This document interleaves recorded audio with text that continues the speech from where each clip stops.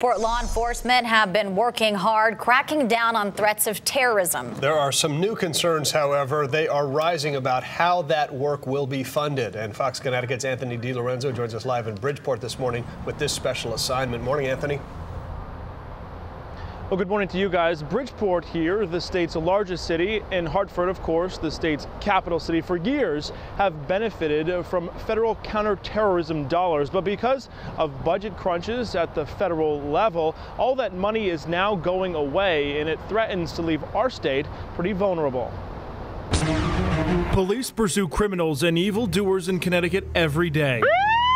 But at the former Bridgeport home of now notorious terrorist Faisal Shahzad, his neighborhood sits still on this spring morning, in stark contrast to this scene last May. Terrorism can be anywhere in the United States. We've proven it. It is a wake-up call. 1 year ago, Bridgeport had a brush with terrorism when Shahzad plotted on the second floor of this apartment.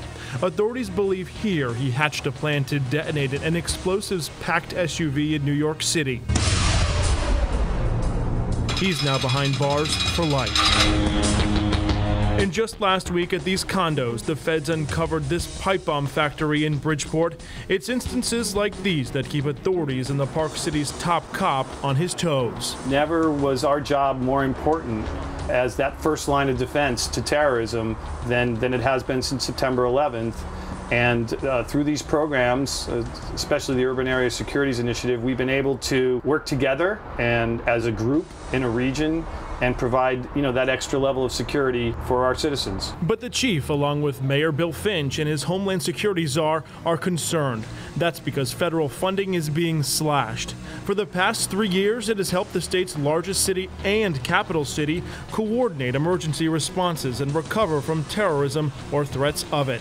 Now, officials are scrambling to find other ways to keep residents safe. We're going to have to see what monies are out there. In strapped economy, especially with budgets being cut or zeroed out as far as, the finances of each municipality, it becomes a challenge. Hartford and Bridgeport have been the only two Connecticut cities that have gotten a combined $15 million from the Homeland Security grant.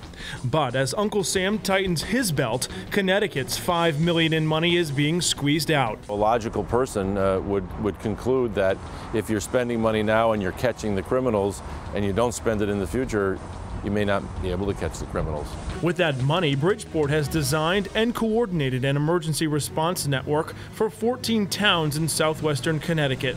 It's in the last phase before being put online. Without that money, the work could be wasted. I think it's a mistake.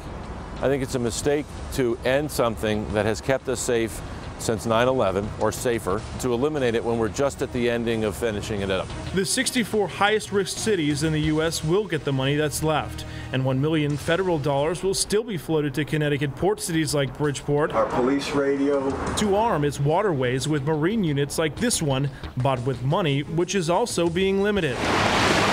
While some say the price of public safety is being sacrificed, in turn, officials now need more help from the community. The residents should be vigilant. We should all be vigilant.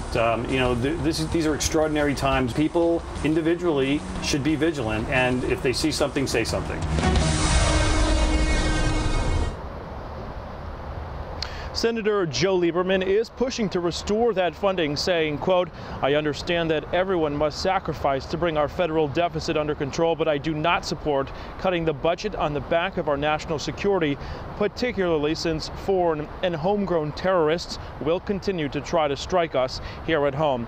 Now, Mayor Bill Finch says that he is appealing to our congressmen as well as Senator Lieberman to try and fight for that funding that is needed to finish that communications network and put it online.